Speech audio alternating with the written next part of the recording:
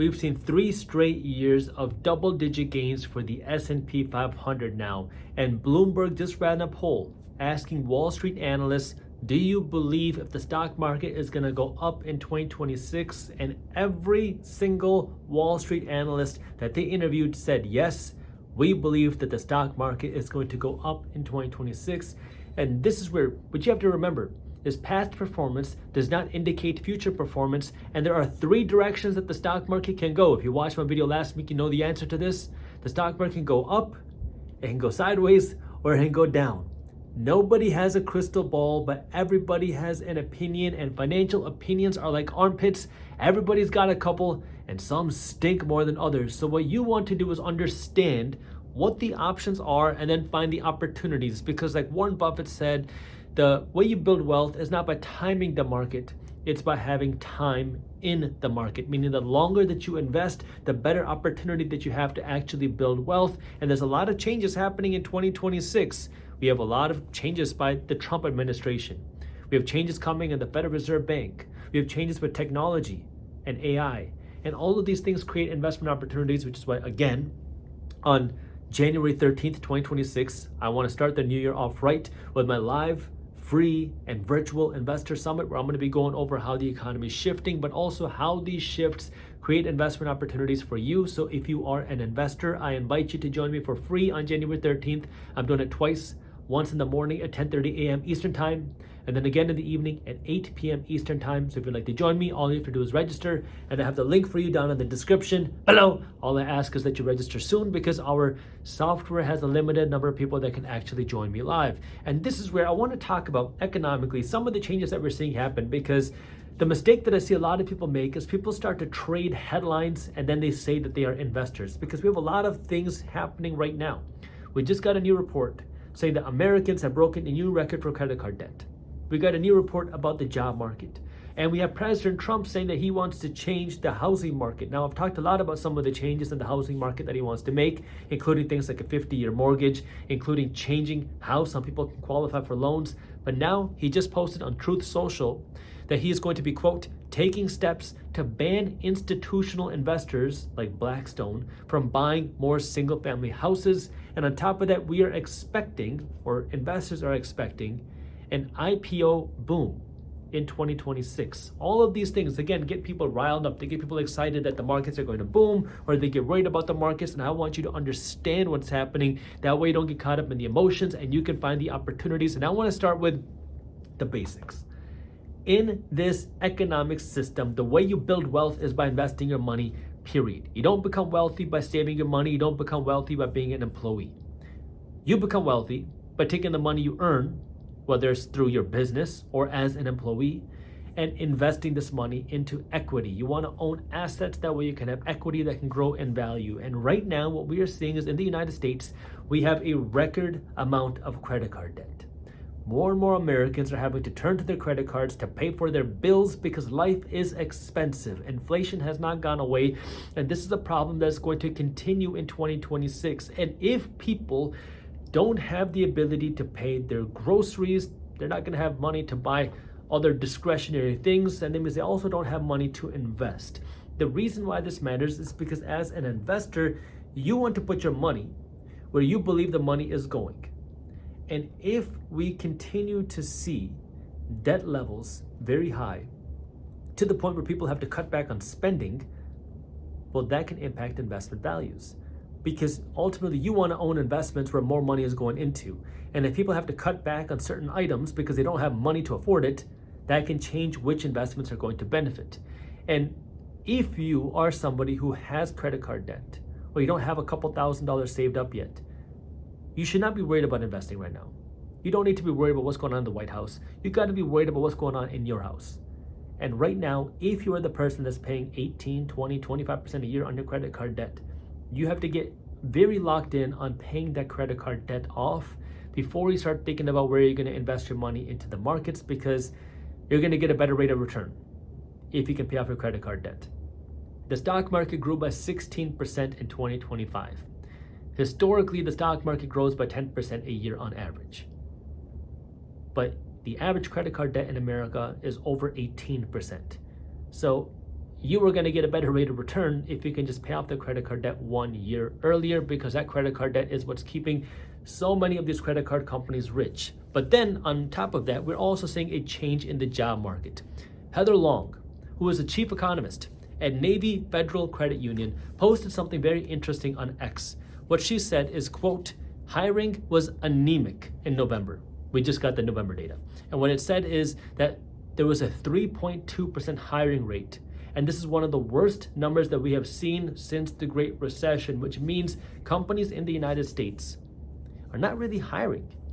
In fact, it's some of the lowest numbers that we've seen since the 2008 Great Recession time. Now, there's a lot of reasons for this. Some companies might be concerned about tariffs. Some companies might be concerned about the economy. Other companies are looking to AI.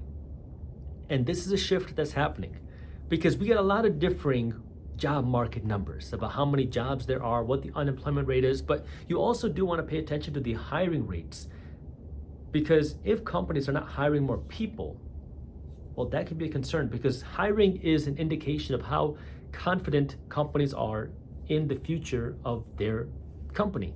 Because when a company feels confident that they're going to be able to grow in 2026 and 2027, they're going to want to hire more people. That way they can grow into that.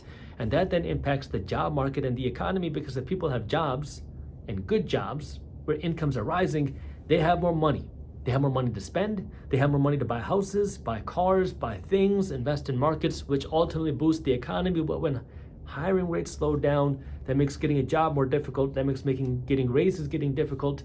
And those are things you want to pay attention to, because they can have a trickle effect into the markets if hiring continues to stay slow.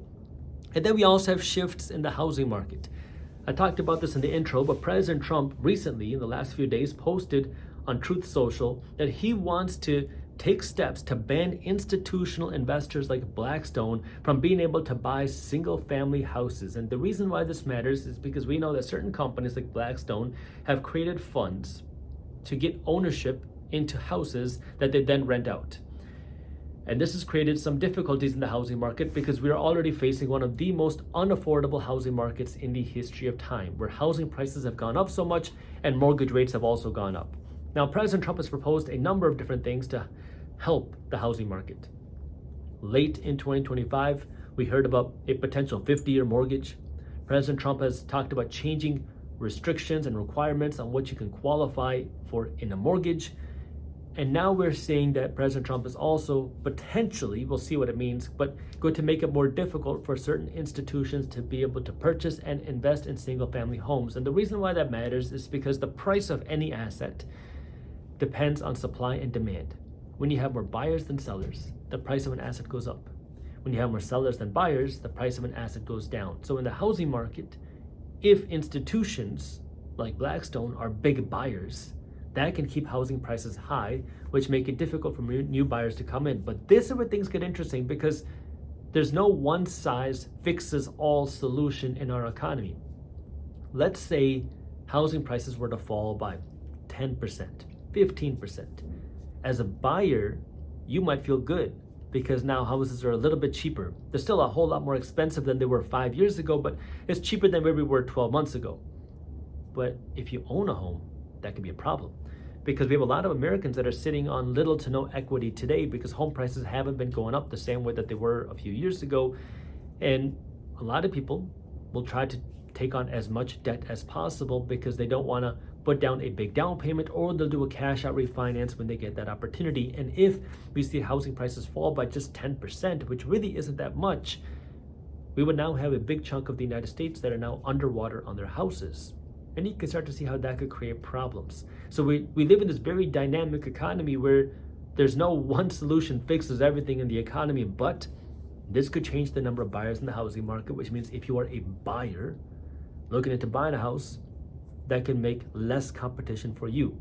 But if you're a seller, you own a house, and there's less buyers in the market, that could then be a softening in housing prices. So something to keep attention to. We don't know what's going to happen just yet, but we know that that is going to create a lot of buzz, and a lot of people are interested in that. And then we have the IPO market. And this one is very interesting, because The IPO market is all about when companies go public. IPO stands for initial public offering, and it's when a company starts to trade on the stock market. And the reason why this matters is because you start to see how much extra money there is in our economic system. Because as somebody who used to own a media company, you might have heard me talk about this before. I used to run a company called Briefs Media. And then we are now transitioning into Briefs Finance. And the reason why is because AI has changed our business model. And so we transitioned from being a media company to a financial technology company that's powered by media. And I have a lot of experience in the media space. And in the media space, you make money by advertisements. You sell advertisements in your newsletters and website and other things like that. Well, a big driver of those advertisements are companies that are newly backed by venture capital, that are going public, that are getting these fresh investment dollars, because when these companies are in that growth phase, they're getting investment money and they want to grow as fast as possible. So they are the big advertisers for media and media companies. And we have seen this entire advertising space shrink over the last 3 years because there's been a big slowdown in this type of investment money. And the big reason why is because after 2022 or during 2022, the Federal Reserve Bank started raising interest rates. And as it started raising interest rates, it made it more expensive for institutions to borrow money, which meant if I'm an investment institution and I'm going to lend money or invest money, I need to see a better rate of return to justify me making an investment because it's more expensive for me to borrow money. But if it's cheaper for me to borrow money, I'm going to be willing to lend and invest money everywhere because I can get a lower rate of return and still be profitable. So I can be a lot more speculative. Well, over the last few years, as interest rates have gone up, that investment money really slowed down.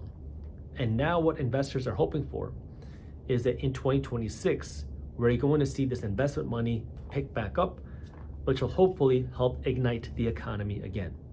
And a big reason for that is because we've seen interest rates start to go down in the second half of 2025.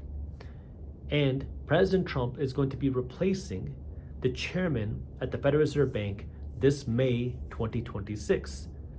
Now, the Federal Reserve Bank, which is the central bank here in the United States, is actually not federal. They're also not a reserve or a bank, but they're not federal, which means President Trump cannot fire or replace somebody unless your term is expiring.